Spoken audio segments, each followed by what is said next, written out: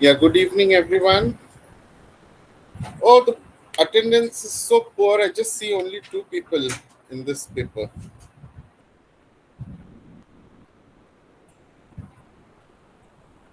Good evening, sir. Chavi and Tejas. Chavi, you have, all of you have Canadian literature? Yes, sir. Yes, sir. Okay. So, have you gone through the materials of the Canadian literature? Uh, sir, no, I didn't go through the material, sir. It is No, very sir. new to me. Okay. Um, Tejas and Chavi, both. You didn't go through the material? No, sir. Okay, okay. Abisha. Abisha, can you hear me? No, sir, I didn't have gone through the materials. Okay. Devi. Yes, sir. Yeah. Devi, have you gone through the materials of the Canadian literature? Sir, a little bit, of course, but sir, randomly, not specifically, sir. Okay, okay. So all of you are under Regional Center Bhubaneswar or someone is from outside? Sir, I'm from outside. I'm Sir, sorry? sir, Sir, I'm from Delhi. Delhi. Okay, Chavi, you're from Sir, Delhi. yeah, I am under RC Bhubaneswar. Okay, Tejas, you're from Bhubaneswar. Abisha? I'm Excuse me, from sir. TVM, sir. Sorry, Sir, what? my name is One at a time, please. Abisha? Sir, I'm from Trivandrum, Kerala. Trivan. Okay, Kerala. Okay. And Devi. sir, I'm from RC1, Delhi, sir. We nobody has taught us 12th. I was very desperate about this course, and thank you so much for taking this Oh, okay. class. Yeah, yeah. We'll be doing this course. Okay. So let's start.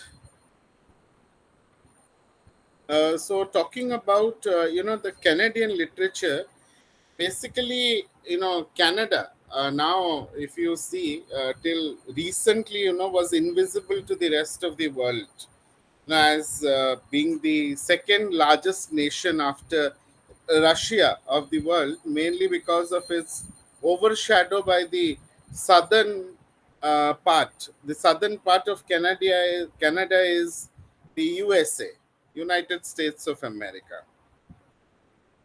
So you find, if you look at the geographical area, you have at least six time zones, and consist of at least six major geographical regions. That is Atlantic and Gulf region, the Great Lakes, the Canadian Shield, the interior plains, and the western, Cordillera, and the north. So you find the country of the few people, as estimated population of Canada is somewhere around 40,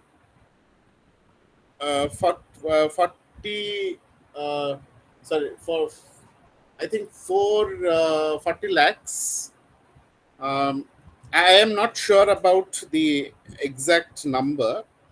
And the as the census says, it is from the last census, it is 2% hike. So if you see at the geography of Canada, uh, the population of Canada is unwieldy and dispersed, as a large part of the population which lives in the four major cities. And Canada is larger than China, with a population smaller than of Ethiopia's. And less than 7% of Canada's population is squeezed into less than 1% of the country's land area.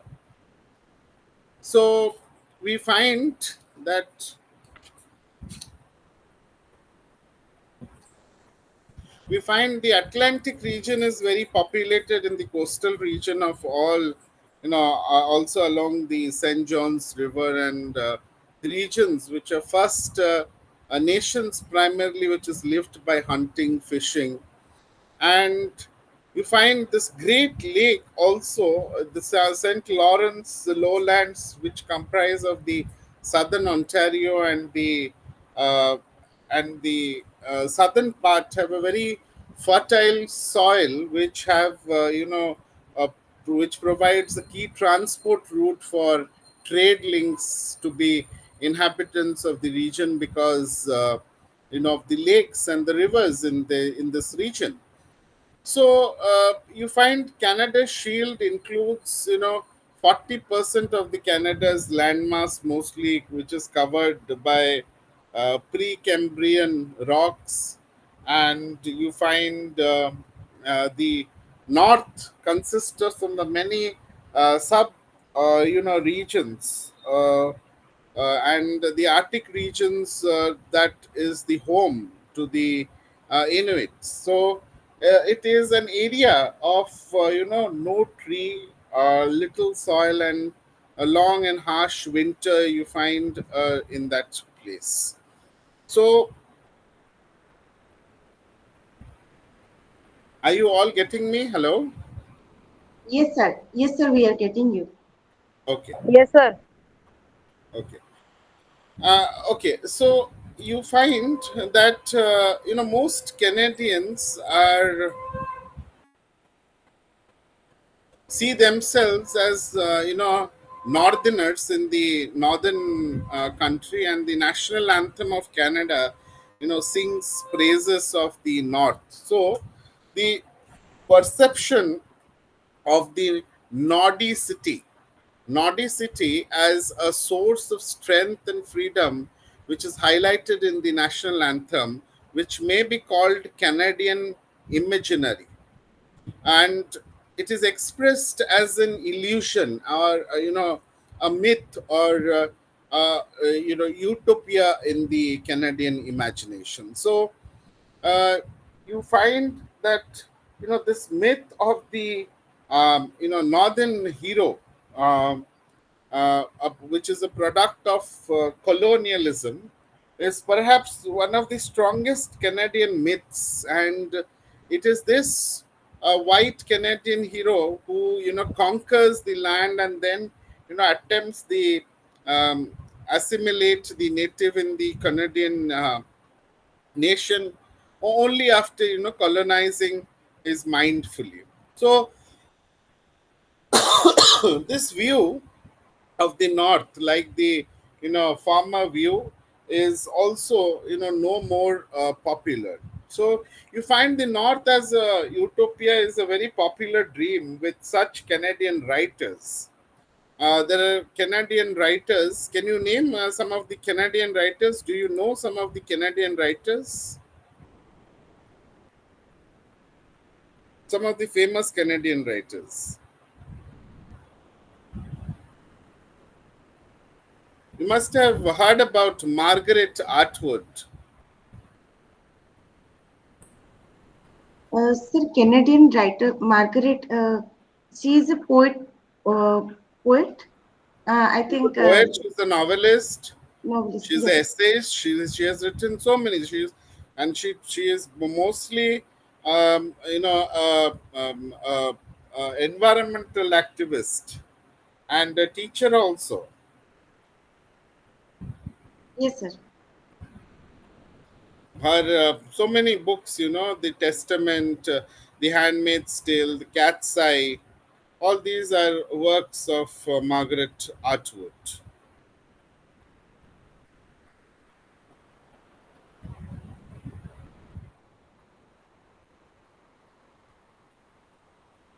Okay.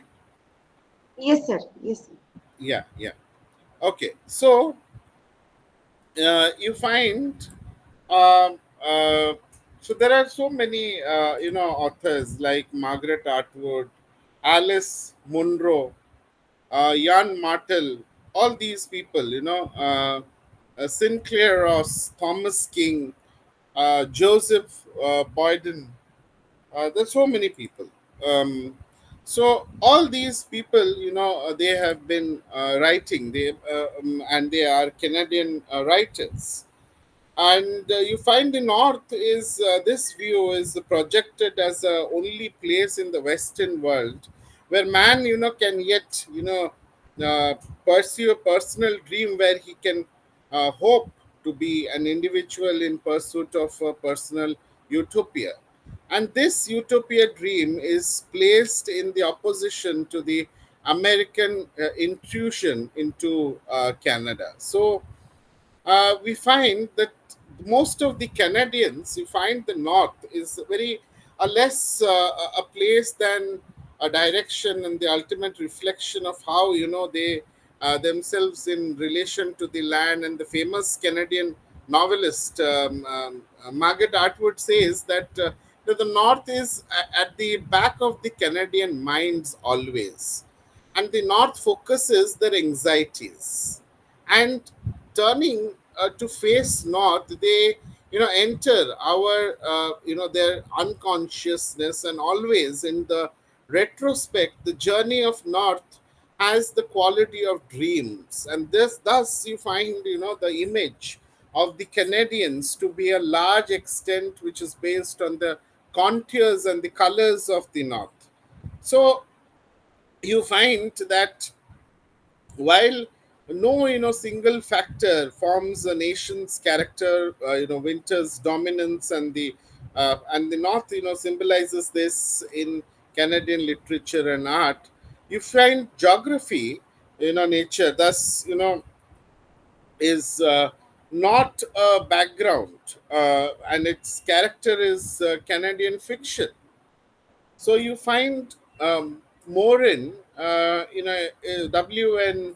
Morin is an eminent Canadian historian who has said that because of its origin and in the northern frontier, Canadian life to the day is marked by a northern quality, and the line which marks the frontier from the farmstead, the wilderness from the baseland, the hinterland from the metropolis, which runs through every Canadian psyche. So it is this psychology of the Nordicity and the frontiers that has dominated the Canadian art and literature. And you find these all reflect in Margaret Atwood's novel Surfacing. Okay, Yes, sir. are you all getting me? Yes, sir. Sir, Yeah. previously you asked that some novelist name Henry Lawson and Barbara. I just remember that. Henry, sorry. Henry Lawson and Barbara. In actually Canadian literature, I just read in MEG 9. Yeah, yeah, yeah. Okay, so if you look at uh, the look at the writings of Canadian literature, Canadian writings. The English Canadian writings were about the experiences of the New World, which mainly defined by Canada's location in the north specifically, and also its climate.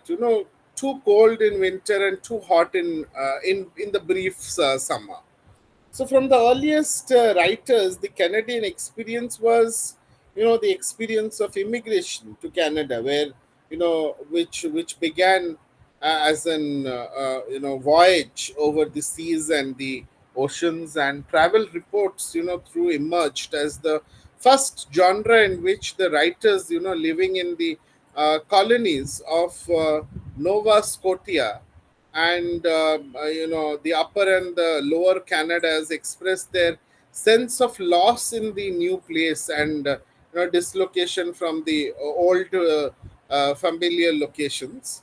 So sometimes there was an excitement about the new land. So most of these writers were Europeans who made Canada their temporary home, and they recorded their experiences of living in this in the wilderness. So, so another theme that dominated. Just a minute.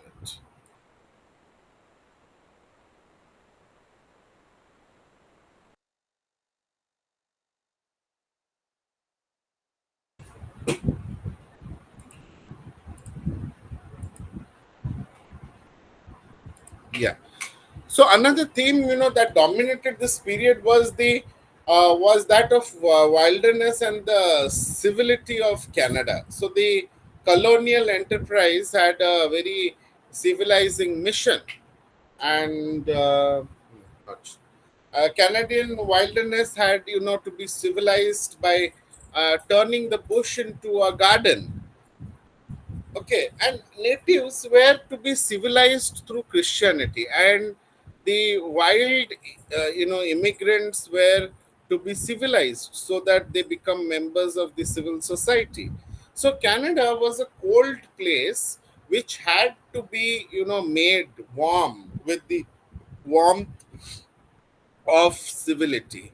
So when men, went out to tame, nature, women attempted to civilize their homes, following the social code sets for the gentle ladies, back home. Like in case of the history of Emily Montague, which was written in 1769 by Mrs. Frances Brooks, is one of the earliest, imaginative responses to the reality of Canadian wilderness. So you find uh, in the book of history,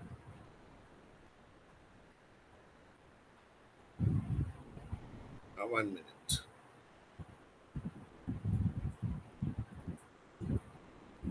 Yeah.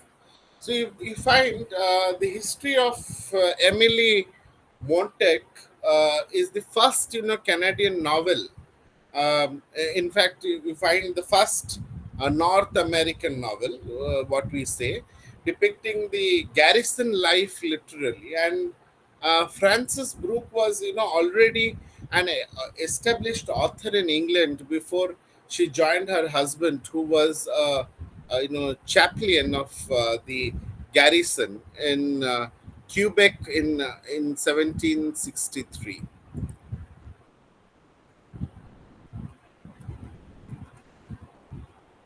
Are you all able to hear me? Hello. Yes, sir. We are able to hear you. Okay. Yes, sir. Okay. So you understand what is a garrison? Garrison is, a group of soldiers, living in or defending a town or building, or, the building that the soldiers live in. Okay, and she wrote this novel in the epistolary form of the fiction, which was made popular by Samuel Richardson, who was known as the first English novelist. So before coming to Quebec, Brooke was part of the literary circle in England, to which Richardson also belonged, and her novels, thus, could be read as an extension of the English tradition of the romantic comedies of Shakespeare, as Quebec, becomes an idyllic place for the romantic intrigue.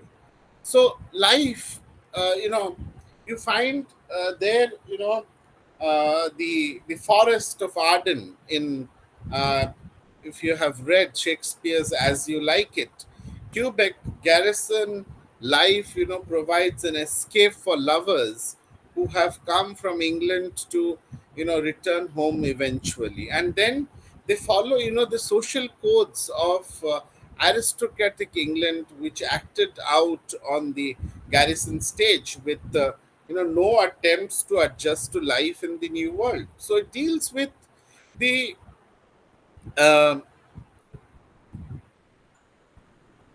the courtship of the Quebec society, which is in an elegant and sentimental way, which is hardly mentioning the economic, the theology, or the political question which is posed by the conquest of the French by the British forces in the New World. So you find these are composed of 228 letters. This novel is a story of Rivers, a military officer who plans to settle in Canada, and he, however, does not settle there because of his beautiful lover, um, Emily, who does not want to settle in the backwoods of Quebec. So besides the Rivers, the chief correspondent in the novel is Arabella Ferma, the clever conquest, who is Emily's best friend, and you find the letter describes in details the manner and the customs of the Quebecois, and the native Indians, and the sublime scenery of the falls of that Montmorency Falls. And these letters explore the French English relations in Canada. So this first novel, you find the Canadian novel, it has not emulated in the style or the forms of Canadian novelist. But you see, however, you find it is important because it provides some of the earliest imaginative responses to the Canadian landscape and the insights into uh, the experiences of the immigrants in the new world. So the confinement you find of a life in a garrison which is surrounded by an alien landscape, and the climate which makes this interesting place for the intrigues of loves lost and won. The French and the native Indian come under a very close scrutiny of the novelist, and we find the role of the women is different from those of the old world and are observed and analyzed. And you find the novel also makes a case of the new language, you know the new metaphors, and the myths to define the new world. All this within the garrison world, and a world which is defined by the social code of aristocratic England, which acted out in the backwoods of Canada with no attempt to adjust. Okay, so you find in the colonial society in the garrison, one is either a fighter or a deserter, while the hero of the first novel is a deserter and goes back home. The Canadian writers who stayed back, like Susanna Modi, had the proof, to prove their mettle as a fighter, to remain gentlewomen in the backwoods of Canada. So the conquest of nature, therefore, is a major theme in their writings. And you find a conquest of nature by an intelligence that does not love it, asserts fiery, and hence there is a tone of deep terror in regard to the nature, and that defines mostly the early Canadian writings. Okay, so uh, this is all about the first Canadian novel. Are you all getting? Yes, sir. Basically, sir, you are saying that all the novelists of Canadian literature, they actually basically come from outside. They are immigrants, right? No, They are it's not not. aboriginal. It's not that. They Some of them, they came from Europe and they made a temporary Right. stay at Canada. Okay. Chubby and Sridevi, are you all getting me? Yes, sir. Sridevi madam, are you getting? Yes, sir, absolutely. Yes, sir. Okay. Thank you so much.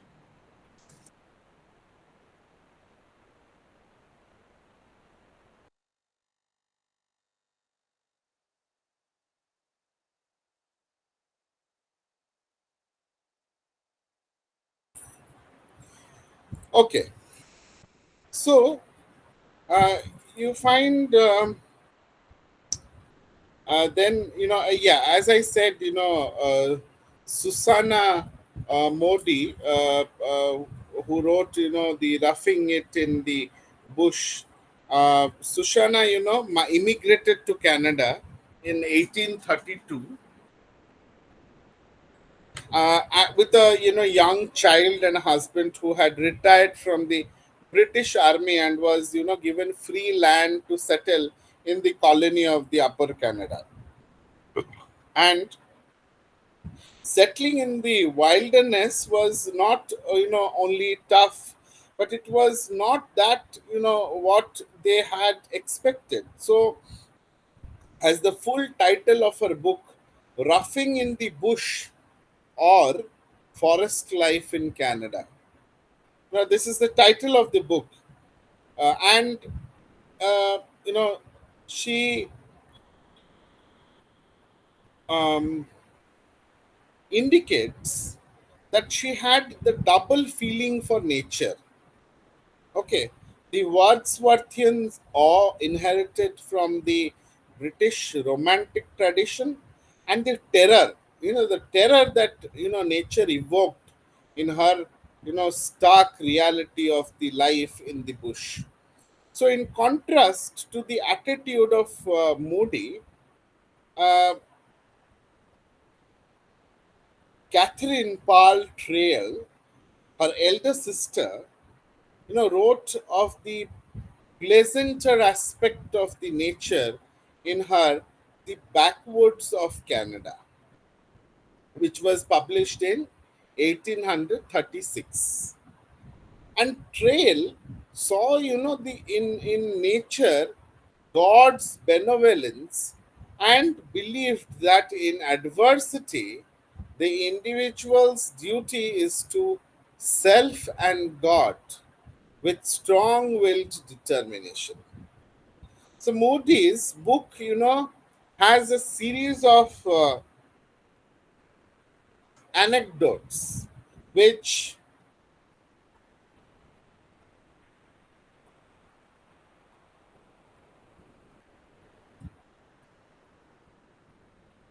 uh, uh, do you know what are anecdotes? No, sir. Can you please explain what is the meaning of that word? Anecdotes are,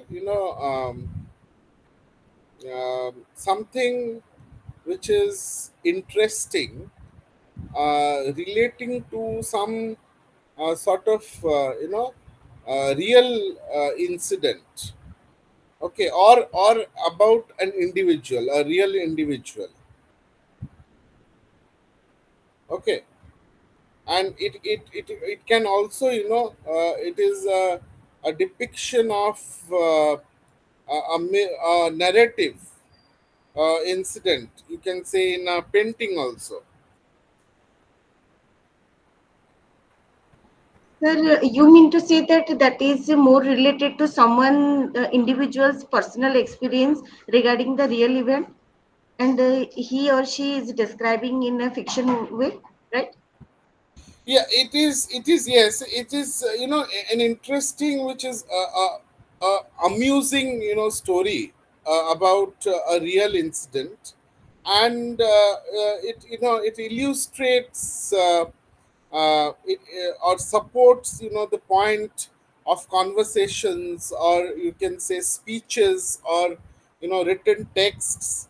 Okay, and this anecdotes are designed to effectively capture the listeners or the reader's attention. Yes, sir. Okay. Sir, you mean to say that this is about the real event happening in the past, right? Yeah, which has been already noted. That is what it says. The book has a series of anecdotes, okay, which the author tells like a great storyteller. Yes, sir. As simple as it is, that it talks about a real, it is an amazing and interesting thing which talks about a real situation or a story. Am I clear? Yes, sir. Yes, sir. I got it. Thank you. So, you find that the author, creates a large variety of characters to, tell the stories about the places she lived in and people she met with. And, she first lived in the bush for 6 years before they moved to a small town in the upper Canada.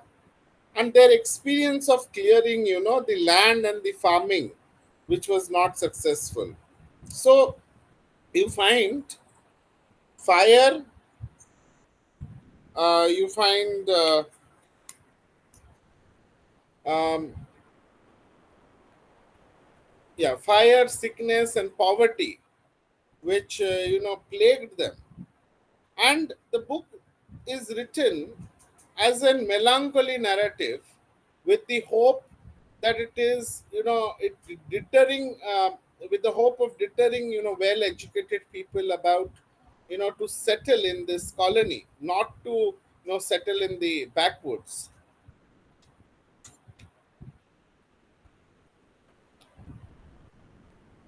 So you see, and also they point out, mm, also she points out the error of the gentleman bringing you know delicate women and helpless children to toil in the woods. So here she reflects the sufferings.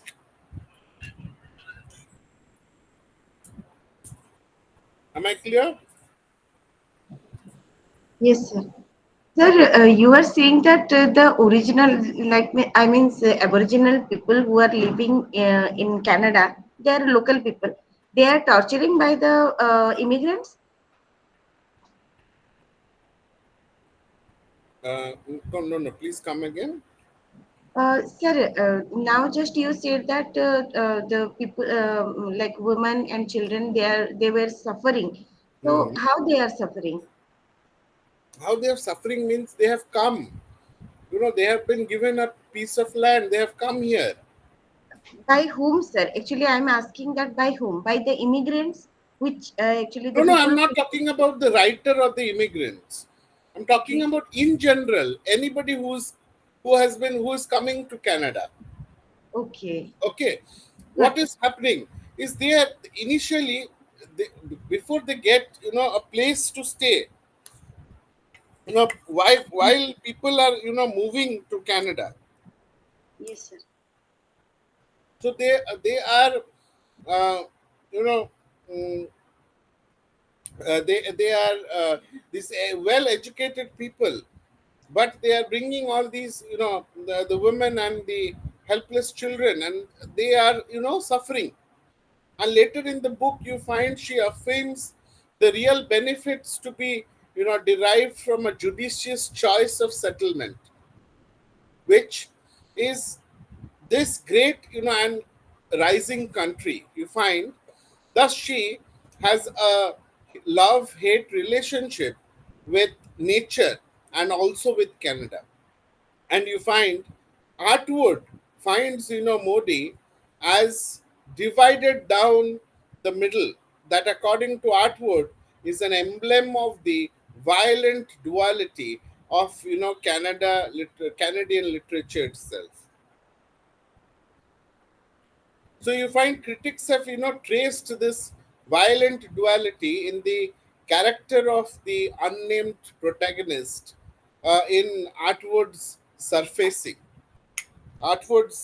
writing in Surfacing. She has mentioned this.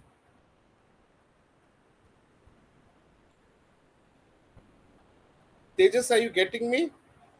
Yes, sir. Now I am getting that you are asking, you are saying that those people who actually came to Canada, their wife and children, they are suffering because of this immigrant and they can't adjust with the environment, right? Yeah. Okay. Others, are you all getting?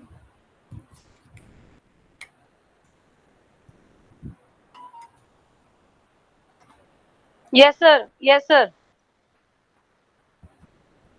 Shri Devi, madam, are you getting? Bhagyashri? Yes, sir. Okay.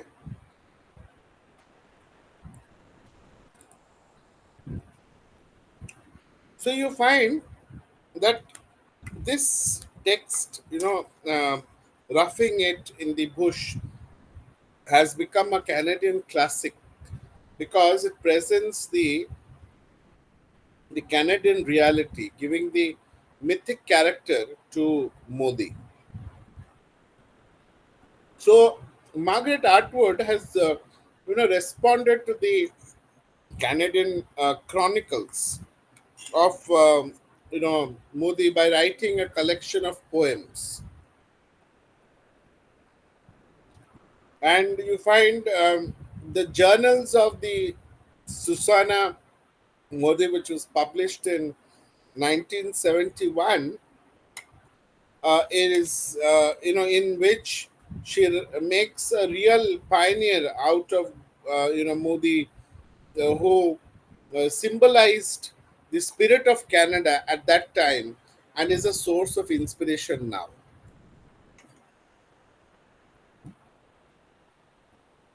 And then we have another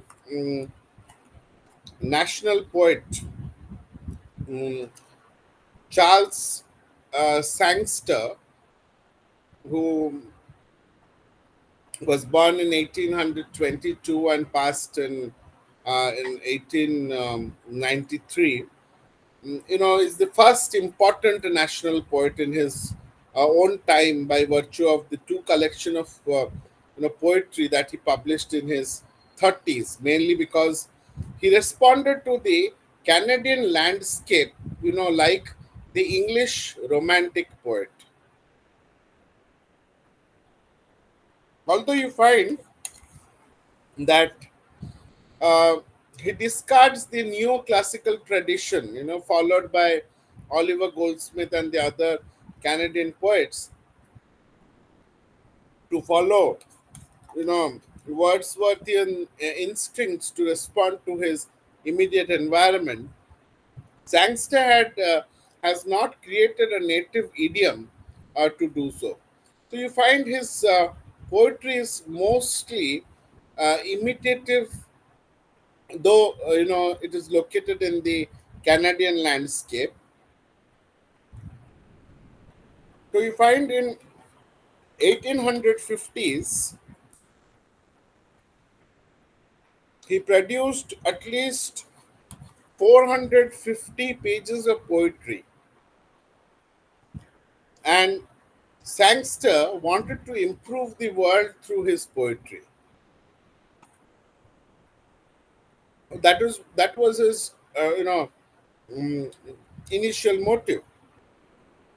And the critic in England, because of an anthology, containing his poems, noticed, Sangster. Uh, Reverend Edward Hartley Dewar was published it with the title Selections from the Canadian Poets in 1864. And in his introduction to this anthology, uh, Edward Hartley, stressed the need, to create a national literature.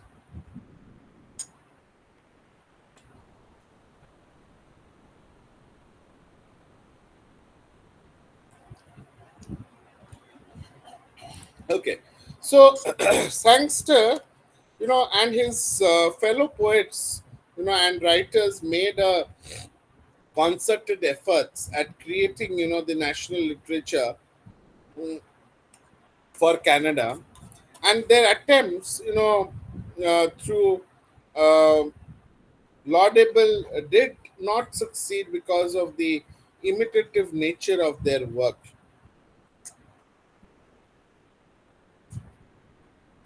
And then you find,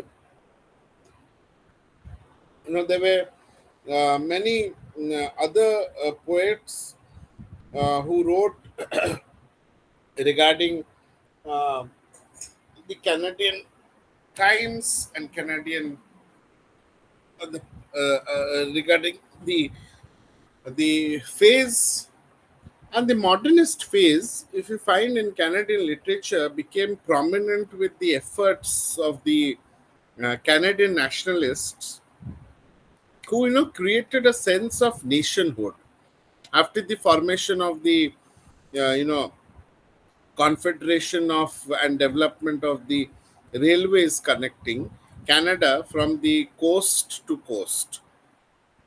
So this newfound unity of Canada was very conceptual than real, which is asserts by which has been asserted by you know mm, Fire in his essay, Preface to Uncollected Anthology. And this idea of nation as the poet's only true imaginative space is an environment that a poet constructs to define his identity. So you find, unlike the United States, Canada had grown one dimension, and it was made into a nation out of the stops on to the world's largest railway lines, and each stop represented a small community which separated from the next space, so that the nation's frontier consisted of a series of circumferences, rather than a single boundary. So its unity was therefore conceptual and was, maintained by a single boundary of a political will, which was, manifested at its best in 1967, when Canada celebrated the centennial of Confederation with all the fanfare, including the hosting of the most spectacular event, that is Expo 67. And you find Canada, it may be um, um, um, said by Fire is not a nation but an environment. But this constructs of nation as an environment not necessarily is a homogeneous cultural and the historical unit which made an impact on the contemporary poets who could easily deal with the imaginative aspects of that environment.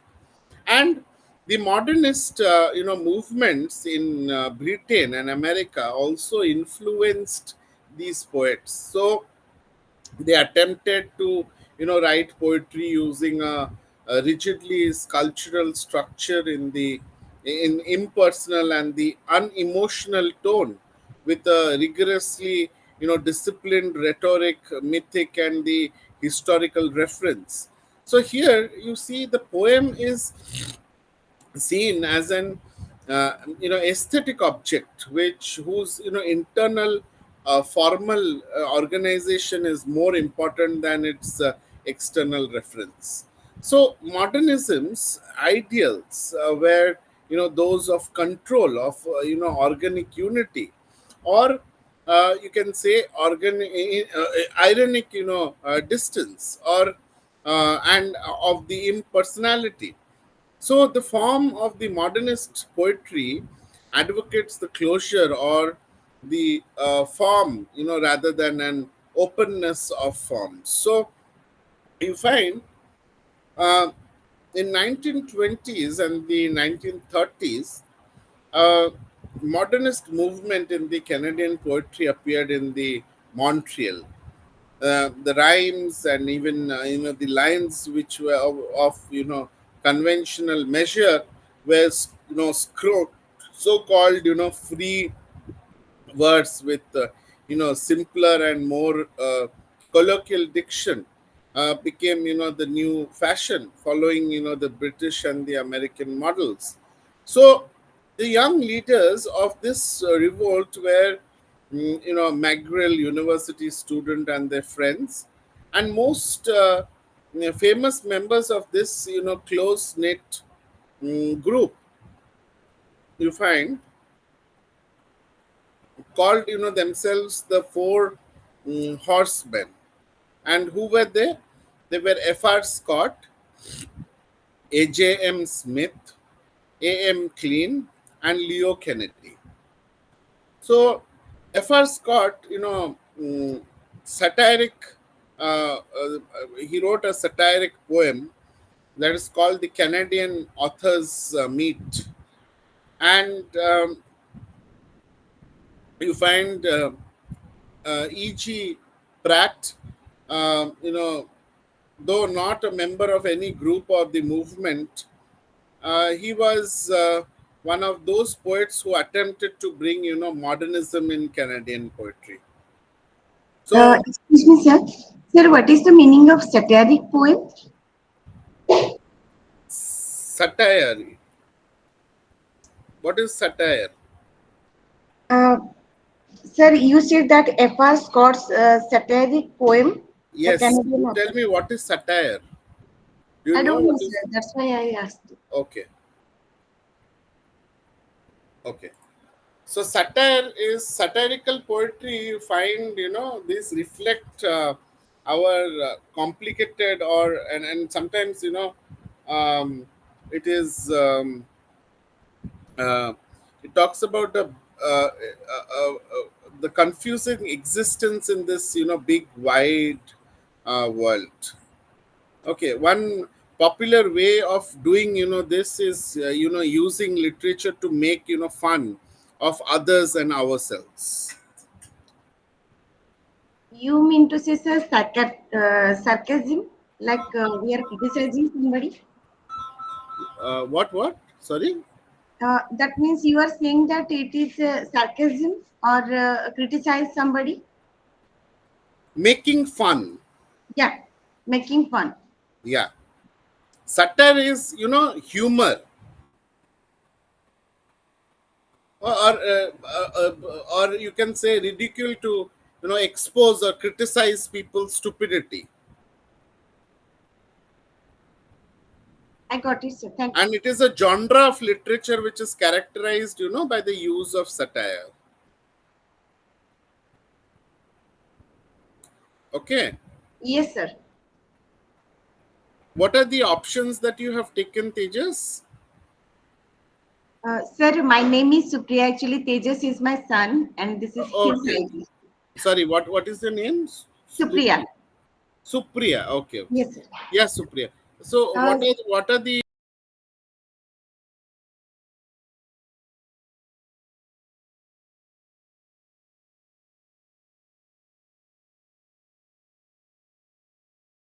12? Okay, eight. Did you do the class? yes, sir. Yes, sir. I already completed MEG 8, MEG 9, and MEG 5. Yeah. What I would suggest is, and five also you have done. Yes, sir. So what I will suggest is, go through the literary terms. Those are very important because you have completed MEG 5, and still you are confused with some of the terms, because by Yes, now you sir. should be Yes, sir. you should understand the terms. This is very important, otherwise you will not Actually, sir, understand. Yeah. yes, sir. I'm facing this problem because of my background, because I'm a technical student, and Okay. from technical line, I came to this. No, no, no, no, no. That's not a problem. Absolutely. You can always ask, and clarify. But what I suggest is, um, get uh, this literary terms. who was taking your MEG 5? Have the teachers suggested some literary terms books? Sir, I think at that time I was not getting anything, but after I attend MEG 8 from Dr. Sasibhushan sir, I got to know about that some literary terms like protagonistic and all the things, little bit. Okay, okay. I will give you a online. I will search if I have a PDF of Yes, sir, the that will be literary very terms. helpful. I will. Yeah, yeah. I'll give you. Okay, because you need to because these are basic things that you should know before you come to the text. Yes, sir, you are right. Yes. Yeah. So I was with EJ Pratt. So yeah, I was telling about Pratt was not a member of any of the groups, and was he was one of the poets who attempted to bring modernism in Canadian poetry. So uh, he is the central to the discussion of Canadian modernist poetry, which mainly became because of the publication of his Newfoundland Words, which initiated the Canadian modernist movement.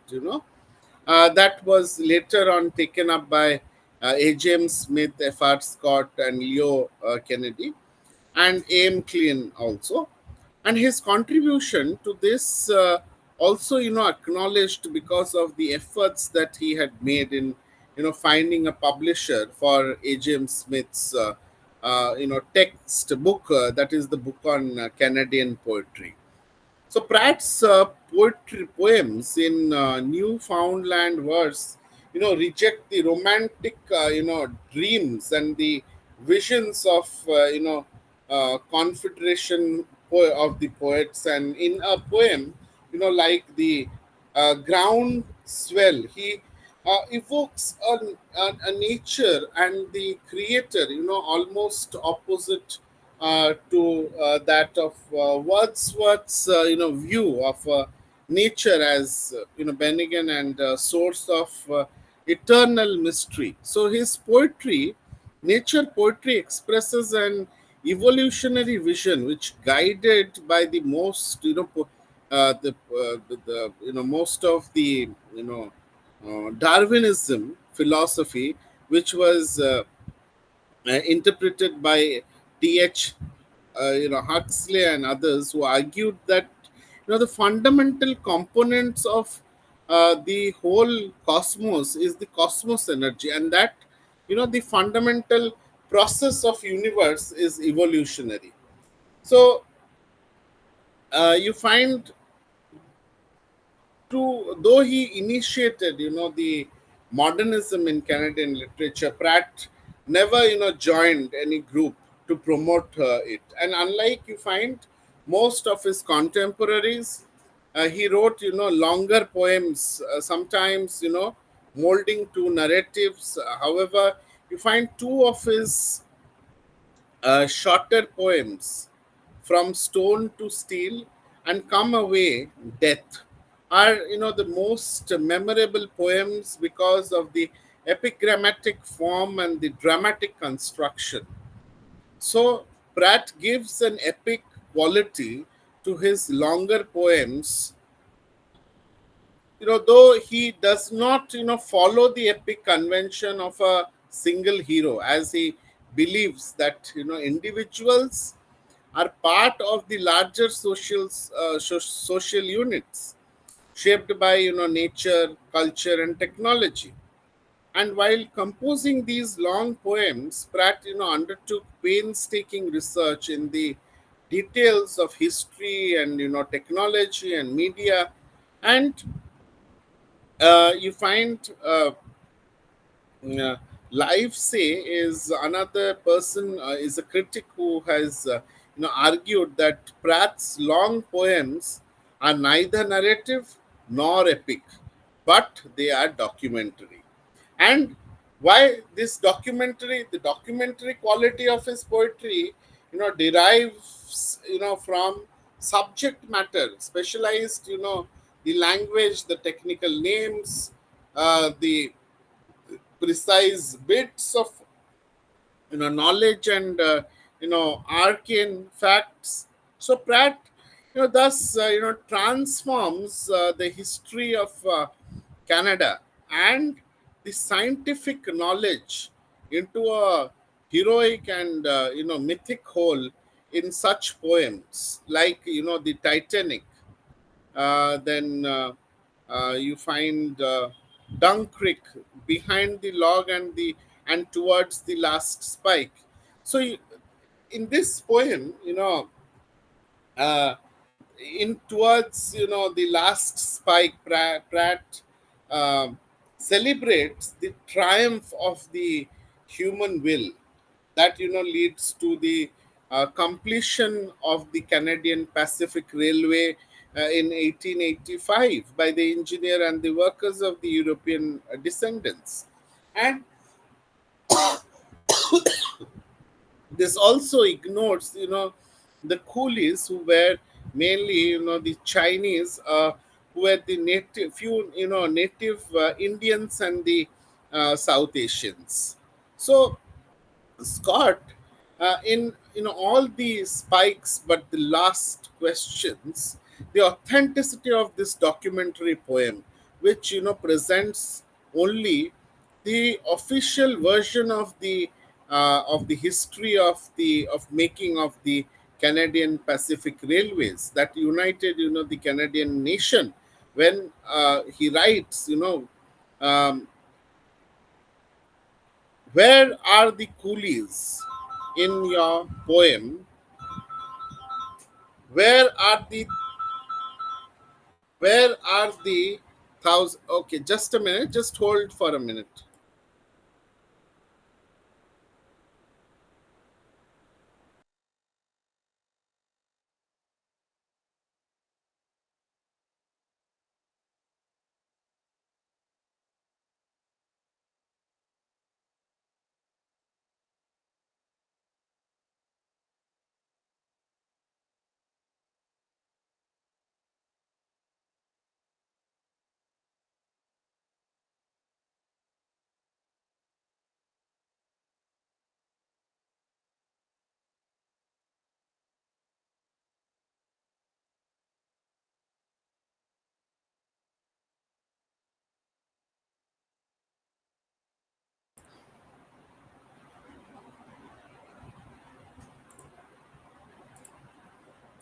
Oh yeah. So you find the line goes like this: where are the coolies in your poem? Where are the thousands from China who swung their pick with the bare hands are 40 below? Referring to the racist policies of the government, Scott asks, is all Canada has to say them written in the Chinese Immigration Act? Because they all immigrated, they were immigrants from China. And then you find F.R. Scott, who was born in 1899 to 1985, um, Francis Reginald Scott. He was otherwise also known as Frank Reginald Scott, who was a second generation Canadian poet and the son of a lesser known Confederation poet. So he rejected the romantic poetry of his father's generation to reflect his social consciousness in poetry.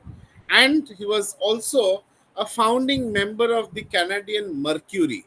Canadian Mercury is, a literary magazine that gave voice to the Montreal group of the poet, uh, and in his landscape poems, like the old song Lake Shore, he has attempted to project northern evolutionary view of nature that influenced, later poets like A.I. Purdy and Margaret Atwood, and he wrote comprehensive poetry, that has the power to unite the mythic nature of land with the reality of the personal experience, and he could, scrutinize the activities of the self-indulgent society, which was looking at the lakeshore with the eyes of a visionary. And you find um, that in 1925 he collaborated with A.J.M. Smith to found the McGrill Fortnightly Review, which is a journal of the modernist literature. So, but you find in this his first attack in his magazine was against the old poetry and its forms. So his poetry has a penetrating, vision, which expressed in spare and precise style with grace and wit, and he has, elegant diction and sharp satire as his strong points.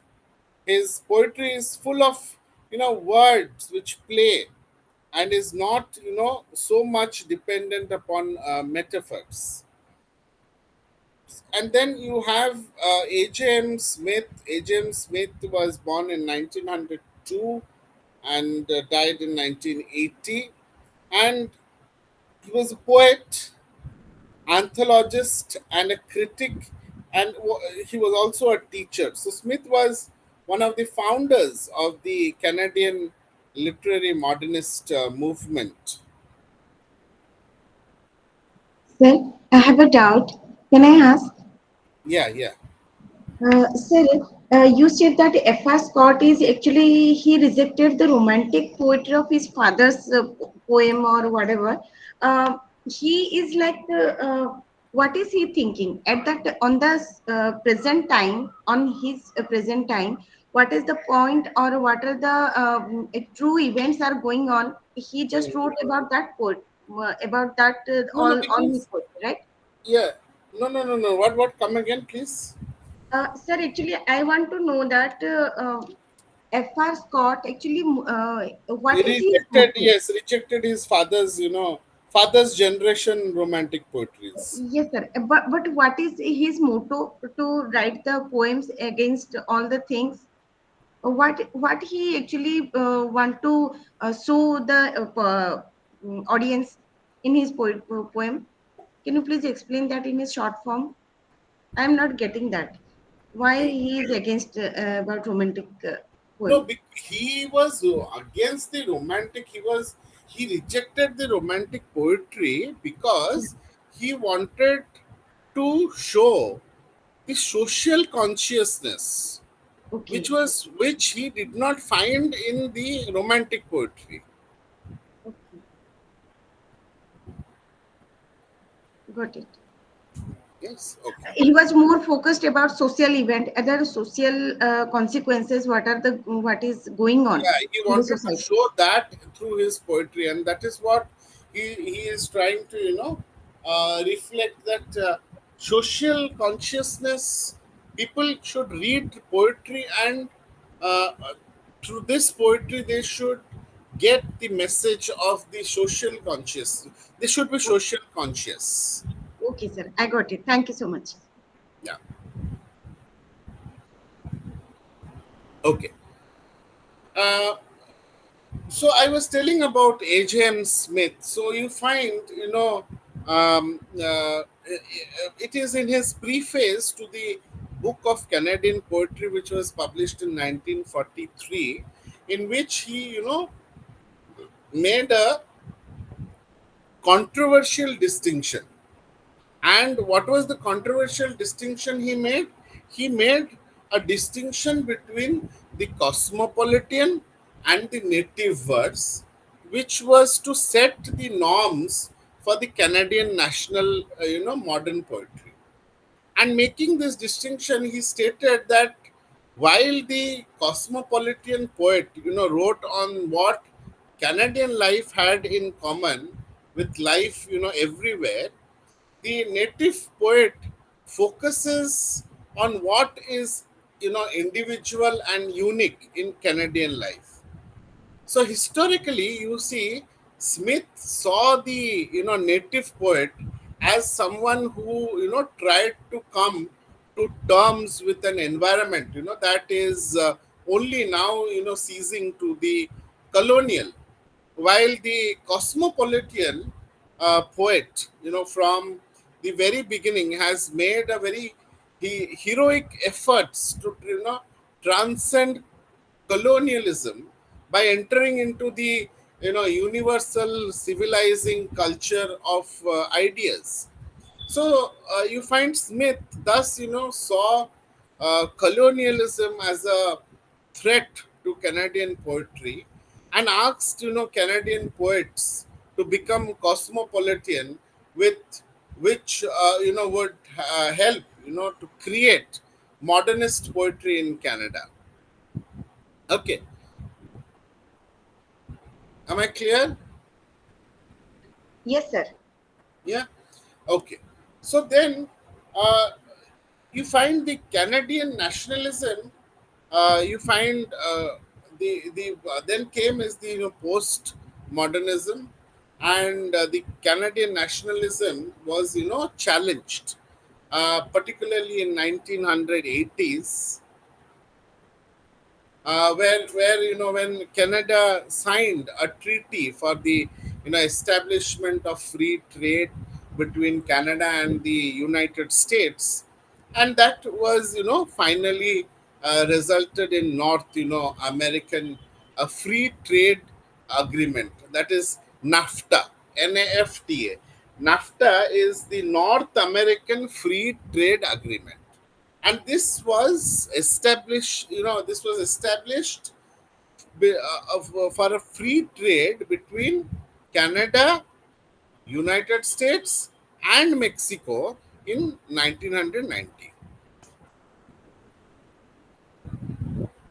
Sir, it is between which countries? US and US, Canada, and Mexico. US, Canada. Okay, sir. Thank you.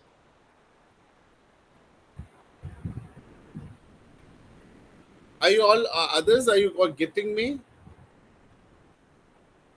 Yes, sir, we are getting you. Yes, sir. Sridevi madam, are you there?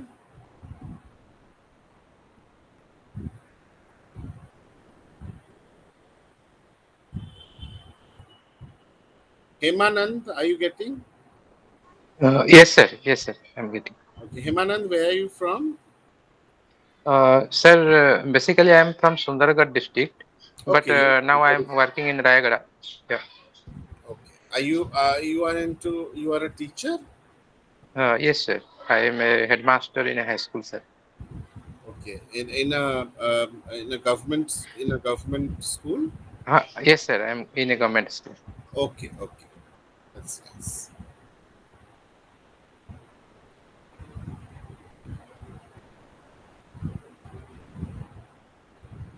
Yeah, okay. So next,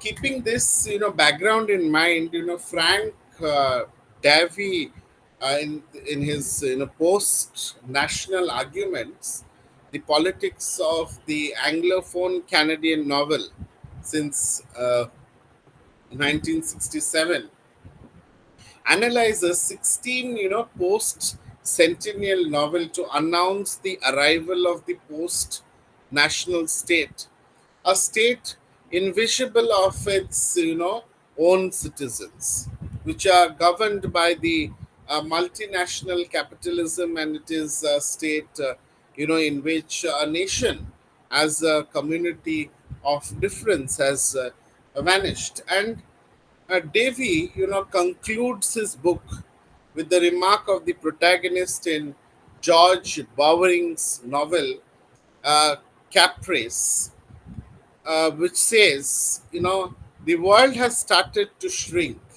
and we are all Europeans now. And this is the quote by Dave, from the text.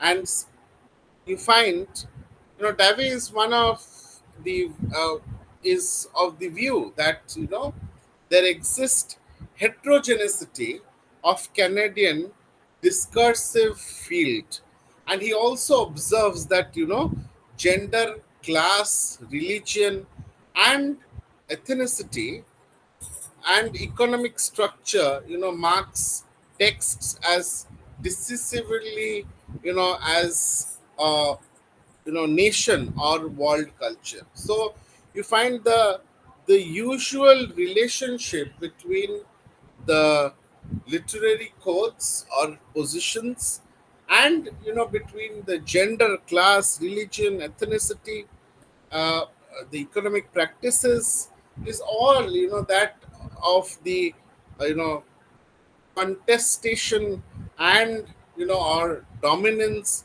And in the age of multinational capitalism, Canadian nationalism can survive only by participating in the arguments of the nation that is being continually produced or reproduced from the political contestation. So in this political contestation, you find that forms a fertile ground for the post modern Canadian poets as writers, as the post modernism, which presents a challenge to the concepts of the a coherent identity that has the power to impose or order upon its environment, which questions about the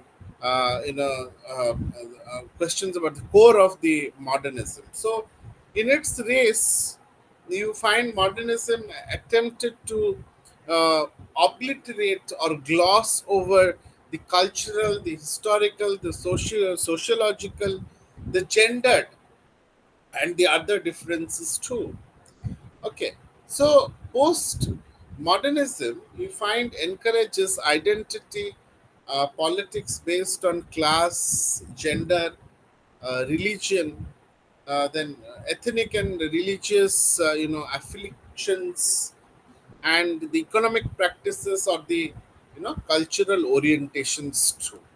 So you find multiculturalism highlights the multiple cultures, the heritage, the languages, and the religional identities of the the postmodernist agenda. And Margaret Lawrence was one of the first writers supporting this agenda. Okay, uh, am I clear? So there are many other writers like Robert uh, Cruets. Then other writers are also there. So talking about the colonialism and the theater of Canada, it has three phases. One is the colonial, the second is the Canadian theatrical identity, and the third is the professional Canadian theater. So, though there has been a theatrical activity in Canada since the beginning, the professional theater is a very recent, and Canadian drama therefore has no history before the 1950s. So even before the Europeans arrived in Canada, drama were performed by the you know uh, by the people, by many Indian cultures. Okay, and the mystics, uh, you find, were gifted actors who used masks, stage props, voice projections, including, ventriloquism. Do you know what is ventriloquism?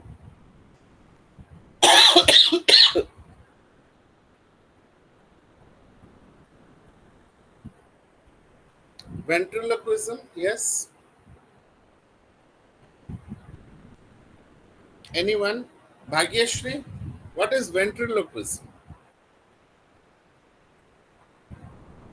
So the art of speaking without moving your lips, that is ventriloquism. Yeah, when you use another voice, there is a doll, and the doll is being used to, uh, uh, the the artist speaks in two different voices, and the doll is a puppet.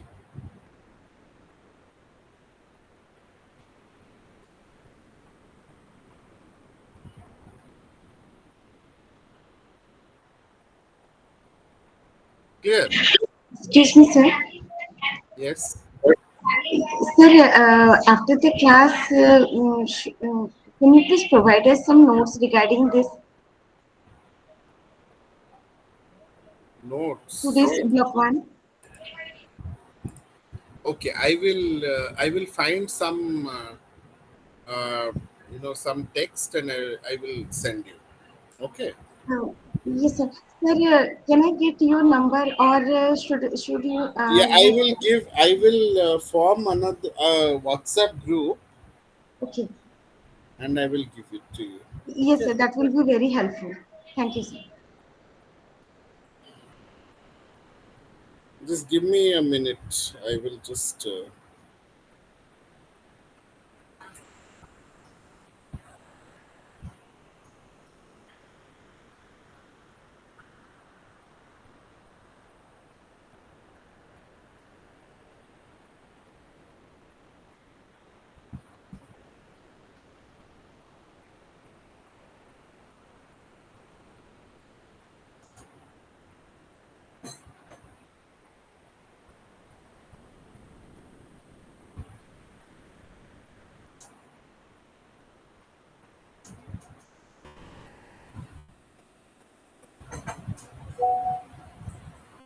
Just a minute. I'm giving the link so that you all can.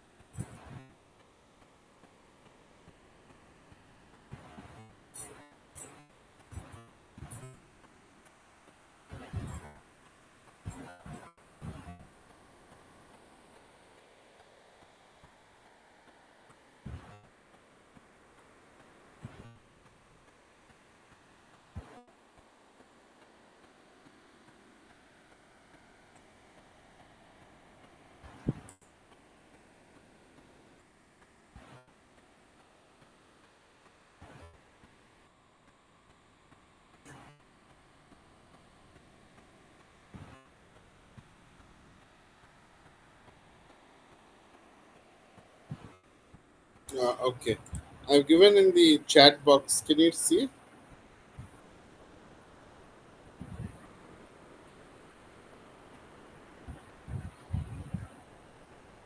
Hello.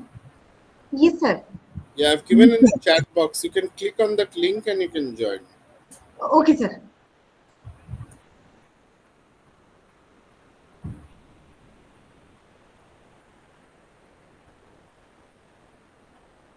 Okay. Yeah. So we will continue. Yeah. So I was telling about yes, how the drama, So the community, participated in these dramas. They played, you know, shamanas by singing song, and chants and speaking, known dialogues, and the mystery play of the British Columbia, Indians, is perhaps the best known of this cycle, like the European mystery cycle plays. So you find, Canadian drama is like the Canadian identity, which has, been defined with reference either to the British or the American drama. So um, you find that the professional theater that you find in Canada took off, mainly because of the role of the Mache Commission, which played and used, also, because of the centennial celebrations which happened in 1967, and the role of the Massey Commission, with was with the growth of the pressure of the government to become actively involved in the arts, letters, and science, and Prime Minister, Louis Saint Laurent, established a royal commission in 1947, which was chaired by Vincent Massey. And this royal commission, mandate was to encourage organizations in the field of art, letters, and sciences, which express, national feeling, which promote, common understanding, and is to, add to the variety and richness of Canadian life. So, and also, to the rural and the urban life. So, this report was published in 1951, and it established, Canadian Council of Arts, and it also established the principle of government subsidy to the art, and they also, the landmark in the Canadian theater history. And you find uh, the first okay so Canada has, you find, has a very thin history of services indigenous dramatic writing, and is a boost for it which came in 1967, the centennial year. So Canadian,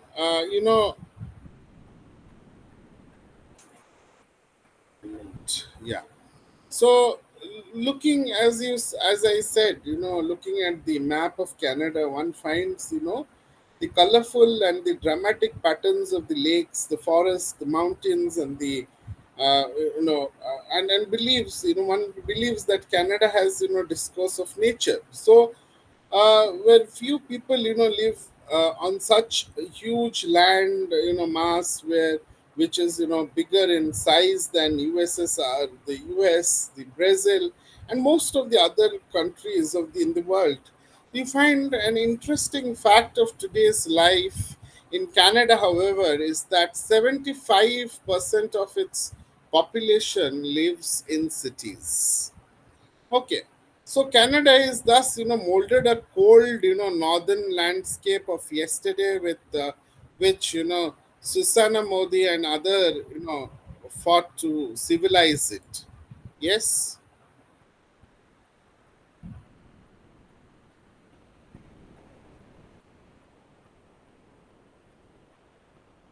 Excuse me, sir. Sir, actually, I am unable to join this through this link. Can you please send? I actually just sent you my mobile number.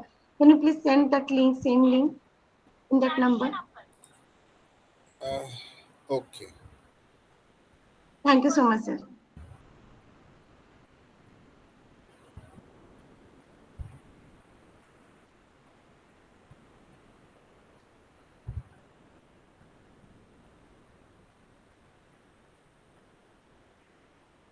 Yeah. The history and the development of the urban environment in Canada is the history of the development of the Canadian discourse of nature and technology. So the experience of the wrestling with rigorous northern climate and the wilderness conditions have shaped, the Canadian imagination. So since the time of the, early settlers, the idea of the forest, thereafter has struck the Canadian mind, so that, it has become a symbol. So one of the most nostalgic pastimes of Canadian tourists is to, stay in a log, you know, cabin in the northern wilderness, and this is the dream of the original explorer. So you find that Canadian discourse on nature and technology needs to be taken into account if serious attempts, to be made to understand the typical, made up of Canada as a nation. So you find the terror which was which the note of terror which is found in Canada. So the for Mrs. Susanna Modi, roughing it in the bush was a soul stirring experience when she said, "You shut out of the whole normal creation in the loneliness of the forest and fly back to civilization." Her portrait of life in the bush is one of the aching loneliness, the disorientation, the culture shock, and the headstrong which will to impose a human order, or a uh, recalcitrant environment. Okay, so we find that modern Canadian writers have sought to understand the myth, and this is the myth which bared on wilderness as an alternative mode, perceiving the dark side of our mind. People fly from this side of our mind because it seems terrifying, but as equally hypnotized by it, which returns to this puzzle. And this you find in Margaret Atwood's In Surfacing, which uses this motif of journey into wilderness as a voyage of evolutionary regression, during which the ideas, of the human must be reinvented, and the unarmed named, narrator of the unarmed narrator of Surfacing searches the wilderness of northern Quebec for her father, who is the botanist who had been, reported missing. Okay, so this is all about the two modes of population of nature in the Western thinking. The- They were, that the wilderness serves us as a raw material for our technology, and the second is it becomes a romantic projection like Wordsworth and others. It must approve or disapprove. So art would suggest three modes. The third one is nature as a fact of itself, which makes us fact too. So, nature is our place, we are in it, and a world in which man does not dominate his environment, either projecting his will on or reading mystical messages waiting for the intimation of immortality. So, he accepts nature as the fact of itself. Okay, uh, as a version of perceiving nature, and man belongs in nature as to the skies, sunshines, and the trees, and he makes part of the symbolic relationship, seeking no superior place, rather recognizing nature's power to overwhelm him. And Artwood sends her heroine back to her anesthetized urban and environment where nature is paved over. Okay, so this is all about the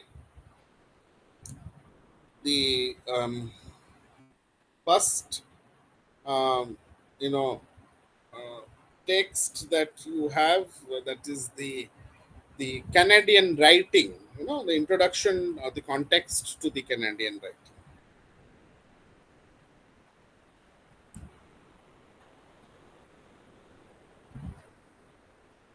Hello, everyone.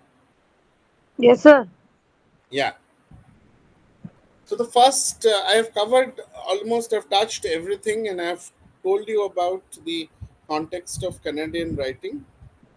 Yes, sir. Did you all understand? Yes, sir. Yes, sir. Yes, sir. Okay. So, do you have any questions?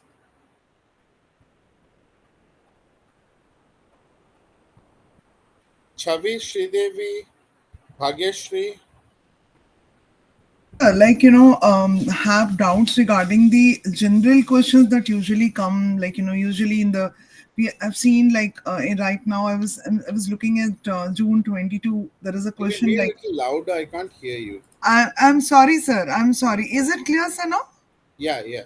Sir, I just have a question. Like, from whatever you have explained, and this book conveys a lot about general introduction of Canadian literature. Yeah, because But yes, yes, it talks sir, about no uh, the first block talks about the general introduction. so I mean, sir, do we have to like this is enough material for like there is one question. For example, the Uh, I'm taking this question from June 22, sir. okay. Does Canada have a long history? How does geography shape the Canadian imagination? So, I mean, this book is enough for such reference, or sir, do you suggest anything else that we should No, refer? no, Because that history is you know I told you about the history of Canada. How yes, Canadian writers started writing, and how they immigrated, and they made this place a very temporary place, and they started writing. yes, sir. You know, so with reference to all those, you have to write. You have to read a lot. Sir, I mean, apart from this volume, I mean, do you have anything in mind? Can we get on WhatsApp so that we can start? I will send some research papers. I'll find and I'll send you some Thank you so research much, sir. Yes, papers. sir. Thank you. Yeah, Sir, sir, I'm unable to join that through the link. Can I you have noted your number. I will send you the link in your please? personal WhatsApp. Yes, sir. Thank you so much, sir. Chavi, do you have any question? Bhagyashri? No, sir. Okay. Bhagyashri? No, sir. No, sir. No. Okay. Okay then. So can we end the class for today? Sir, yes, sir. So the remaining days, are we going block by one book after one book, sir? Yeah, Is yeah, it yeah, yeah, yeah. We are okay? going So block by block. Yeah. tomorrow we'll be doing the block two. Is it like Block that two. book, Yeah, we will be talking about the the poetry, poetries. Yeah, poetry? Canadian poetries. Yeah, Okay, sir. Okay, okay, okay. yeah. Uh, ठीक है, sir. Thank you so much, Thank you All so right. much, sir. Thank you so Thank much, you, sir. everyone. Thank you. sir. Thank you. Good night. Good night, sir.